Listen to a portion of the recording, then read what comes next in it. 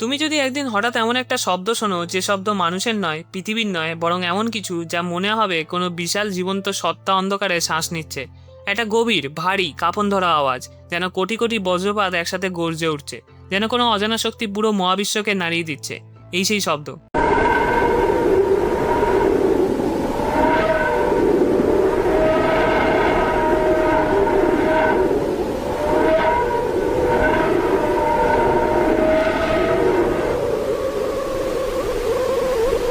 ভাবুন, এই শব্দটা আসছে কোথা থেকে? পৃথিবী থেকে?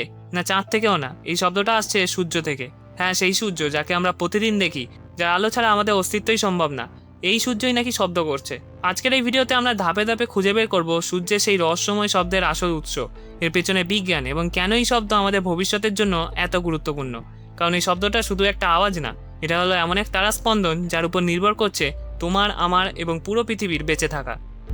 প্রথমেই একটা বড় ভুল ধারণা ভেঙে দাও। আমরা যেটাকে সূর্যের শব্দ বলি, আসলে সেটা সরাসরি কোনো শব্দ নয়। কারণ শব্দ তৈরি হতে গেলে একটা মাধ্যম দরকার, যেমন বাতাস, জল বা কোনো কঠিন বস্তু।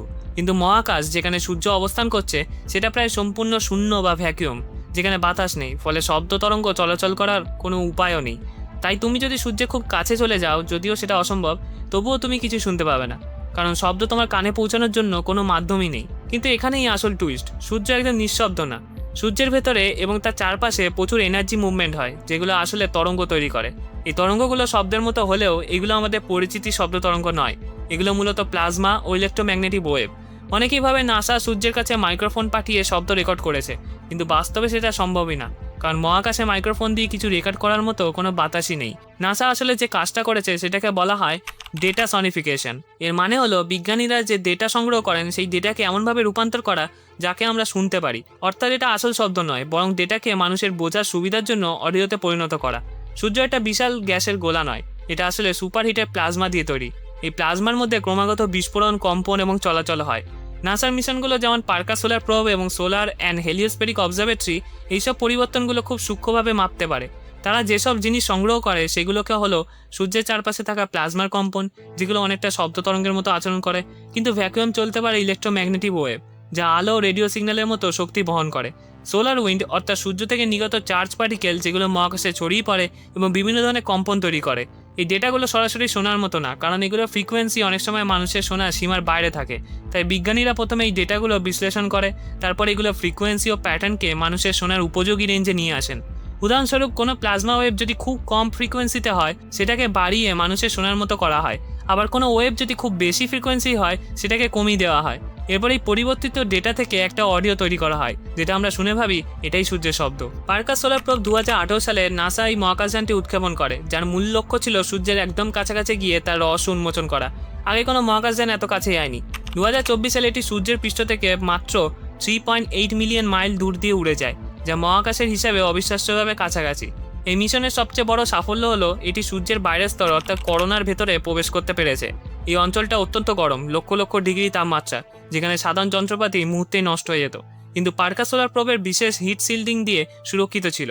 সূর্যের করোনা আসলে খুবই রহস্যময়। এখানে তাপমাত্রা সূর্যের পৃষ্ঠের থেকেও বেশি। এই জায়গায় গ্যাস নয়, থাকে প্লাজমা, যেখানে ইলেকট্রন আর প্রোটন আলাদা হয়ে যায়। এই প্লাজমা সবসময় স্থির নয়, এটা প্রচণ্ড গতিতে নড়াচড়া করে, তরঙ্গ তৈরি করে, আর সেই তরঙ্গই মূলত শব্দের মতো আচরণ করে। কিন্তু এখানে একটা বড় বিষয়, মহাকাশে বাতাস নেই, তাই সাধারণ শব্দ তরঙ্গ চলতে পারে না। তাহলে আমরা যা শুনি সেটা আসলে বাস্তব শব্দ নয়, এটার ডেটা থেকে তৈরি করা শব্দ। পার্কার সোলার প্রোবে একটি বিশেষ যন্ত্র আছে যার নাম ফিল্ডস ইনস্ট্রুমেন্ট। এই যন্ত্রটি সরাসরি শব্দ শোনে না, বরং এটি সূর্যের চারপাশে পরিবেশে থাকা electric field, magnetic field, plasma তরঙ্গ এই সব কিছু পরিবর্তন পরিমাপ করে। যখন সূর্যের প্লাজমা নড়াচড়া করে, তখন তা ছোট ছোট কম্পন তৈরি করে। এই কম্পনগুলো আসলে এক ধরনের শক্তির তরঙ্গ, যেগুলোকে ডেটা হিসেবে রেকর্ড করা হয়। এরপর বিজ্ঞানীরা এই ডেটাকে এমনভাবে প্রসেস করেন যাতে মানুষের কানে শোনার মতো অডিওতে রূপান্তর করা যায়। যখন এই ডেটাকে শব্দে রূপান্তর করা হয়, তখন আমরা যে অদ্ভুত শব্দগুলো শুনি সেগুলো আসলে সূর্যের ভেতরে কার্যকলাপের প্রতিফলন। এই শব্দগুলো অনেকটা পাখির মতো চিরচির শব্দ, হুইসেল বা শিসের মতো আওয়াজ, গভীর গর্জনের মতো শব্দ। অনেক সময় এটা শুনলে মনে হয় যেন কোনো ভিনগ্রহের সিগন্যাল। এই অদ্ভুত শব্দগুলো তৈরি হয় বিভিন্ন ধরনের প্লাজমা তরঙ্গ থেকে। সবচেয়ে গুরুত্বপূর্ণ হলো ল্যাংমুইর ওয়েভস। এগুলো তৈরি হয় যখন ইলেকট্রন খুব দ্রুত কম্পন করে। এই তরঙ্গগুলো খুব তীক্ষ্ণ, চিরচির শব্দ তৈরি করে। আরেকটা হলো হুইসলার ওয়েভস। এগুলো এমনভাবে ফ্রিকোয়েন্সি পরিবর্তন করে যে শুনতে শীষের মতো লাগে। এছাড়াও চিরপিং ওয়েভস নামে কিছু প্যাটার্ন আছে, যেখানে শব্দ হঠাৎ ওঠানামা করে, যে অনেকটা ডিজিটাল বা এলিয়েন সিগন্যালের মতো শোনায়। এই সব কিছু মূলত ঘটে সূর্যের সোলার উইন্ড, এবং এর মধ্যে সোলার উইন্ড হলো সূর্য থেকে বের হওয়া চার্জ কণার প্রবাহ, যা সারা সৌরজগতে ছড়িয়ে পড়ে। সূর্য শুধু আলো আর তাপই দেয় না, এটা ক্রমাগত এক ধরনের অদৃশ্য ঝড় ছড়িয়ে দিচ্ছে, যাকে বলা হয় সোলার উইন্ড। এটি তৈরি হয় সূর্যের অপরের স্তর করোনা থেকে, যেখানে তাপমাত্রা কয়েক মিলিয়ন ডিগ্রি সেলসিয়াস পর্যন্ত পৌঁছে যায়। এত বেশি তাপের কারণে সূর্যের গ্যাস স্থির থাকতে পারে না, এগুলো ছিটকে বেরিয়ে যায় মহাশূন্যে। এই প্লাজমা মূলত ইলেকট্রন, প্রোটন এবং কিছু ভারী আয়ন দিয়ে গঠিত। এই সৌর বাতাসের গতি অবিশ্বাস্য, প্রায় 1 মিলিয়ন মাইল প্রতি ঘন্টা, মানে 16 লক্ষ কিলোমিটার পার ঘন্টা। কখনো কখনো সূর্যের বিস্ফোরণ হলে এই গতি আরও বেড়ে যায়, তখন এটি এক প্রকার স্পেস স্টর্ম হয়ে ওঠে, যা পুরো সৌরজগৎ জুড়ে ছড়িয়ে পড়ে। সোলার উইন্ড শুধু সূর্যের আশেপাশে সীমাবদ্ধ নয়, এটা পুরো সৌরজগৎকে ঘিরে রাখে।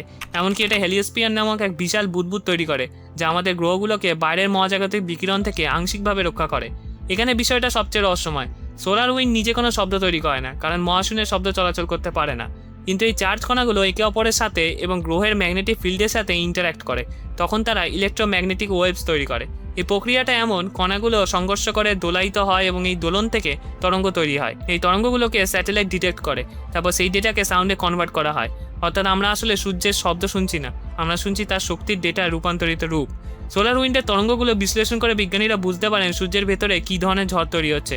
যখন বড় সোলার স্টর্ম হয় তখন পৃথিবীর বিশাল প্রভাব ফেলতে পারে, যেমন স্যাটেলাইট নষ্ট হয়ে যেতে পারে, জিপিএস ও ইন্টারনেট সিগন্যাল ব্যাহত হয়, এমনকি পাওয়ার গ্রিড পর্যন্ত বন্ধ হয়ে যেতে পারে। এই শব্দ ডেটা আগাম সতর্কতা দিতে সাহায্য করে। একটা অদ্ভুত বিষয় হলো সূর্যের পৃষ্ঠ, যেখানে তাপমাত্রা প্রায় 5500 ডিগ্রি সেলসিয়াস, তার উপরের স্তর করোনা, যেখানে তাপমাত্রা কয়েক মিলিয়ন ডিগ্রি।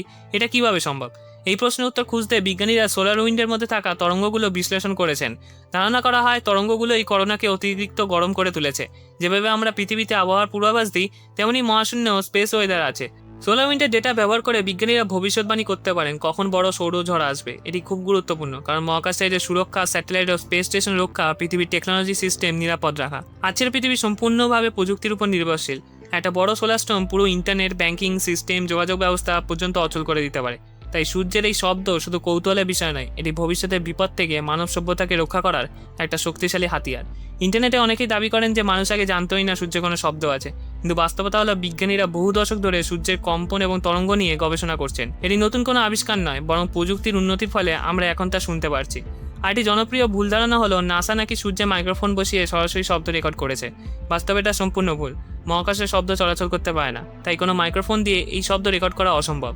অনেকে এই শব্দকে অতিপ্রাকৃত কিছু বলে মনে করেন, যেমন এটা নরকের শব্দ বা ভিনগ্রহী কোনো সংকেত, কিন্তু আসলে এটি সম্পূর্ণ বৈজ্ঞানিক প্রক্রিয়া ফল, প্লাজমা ফিজিক্স এবং ইলেকট্রোম্যাগনেটিক তরঙ্গের রূপান্তর।